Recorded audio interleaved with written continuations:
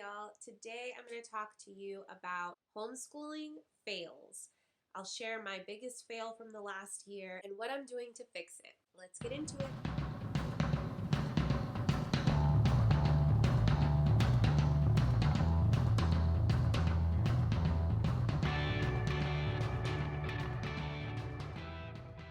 Welcome to my channel, or welcome back to my channel. I'm Kaela Perez. This is Ode to Abode, a place where I love to share all about home education, parenthood, and homemaking. I am a second-generation homeschool mom to two girls aged 7 and 4. I would love it if you'd hit that subscribe button so you can follow along in the fun, and hit that notification bell so you'll be one of the first to know when I make a new video. So I am going to confess my big homeschooling fail for this past school year, 2020 through 2021. I did not make a year plan. I know that sounds crazy. It even sounds crazy to me, and I can't believe that I made that mistake because I'm usually a very detail-oriented, like type A person. I use my planner. I plan everything really thoroughly, but for some reason, I just did not make an overall school year plan. I knew we were going to homeschool year round, and I kind of just assumed, okay, we have more time than if we were doing a traditional school year. All of our curriculum is only for 36 weeks. We can just take breaks as needed throughout the year, and it's all going to be fine. And maybe it would have been fine to do it that way, except I also compounded the mistake with another mistake, which was only doing school 3 days a week. Again, why did I think I could do it this way and everything would be fine and we'd finish on time and all of that? I don't know. About a month and a half ago, it became apparent that we were not really on track to finish our curriculum by August 1st, which is our first day of school when we started last year. We had only taken a total of about 3 weeks off between August 2020 and February of this year. But keep in mind, we're only doing school 3 days a week. So we technically had a lot of free time on our hands. And all of those extra free days added up really quickly. This gave me a huge amount of anxiety. I felt like just a total failure. I couldn't believe that even with all my experience of homeschooling, being a second-generation homeschooler, how did I make this mistake? But then I took a deep breath and I realized my kids are 7 and 4.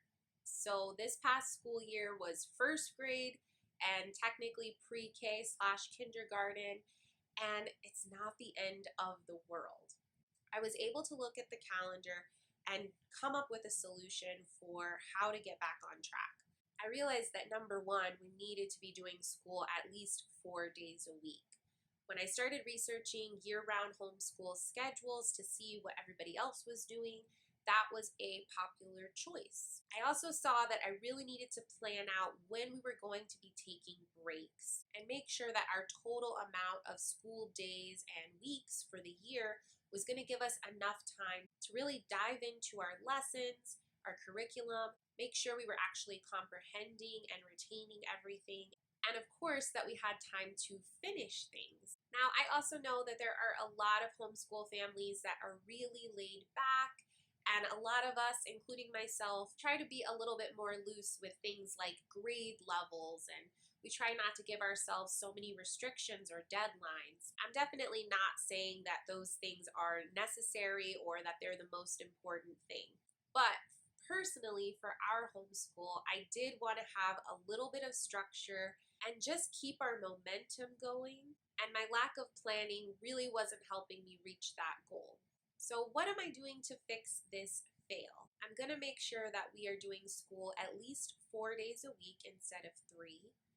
And I'm going to move to what's called a Sabbath schooling year-round schedule. I'll talk about that more in its own separate video.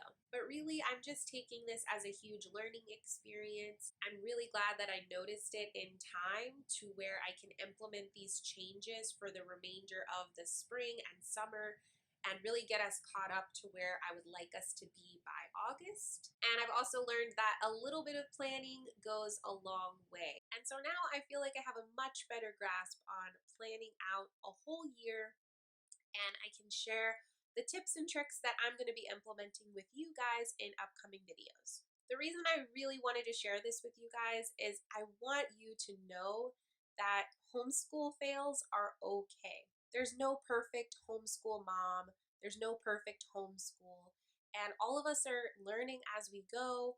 There's a lot of trial and error, and because of that, mistakes will be made, things will slip through the cracks. I'm sure that that's true of any form of education, not just homeschool. So, as homeschool moms, let's try not to beat ourselves up and be so hard on ourselves if something slips through the cracks, if we forget something, if we make a mistake or have a fail. Take it as a learning opportunity, look for solutions, and try to grow from it. I hope you've enjoyed this video. If you did, I hope you'll consider giving it a thumbs up, sharing it with your friends, and subscribing if you haven't done that already. I will see you in the next video.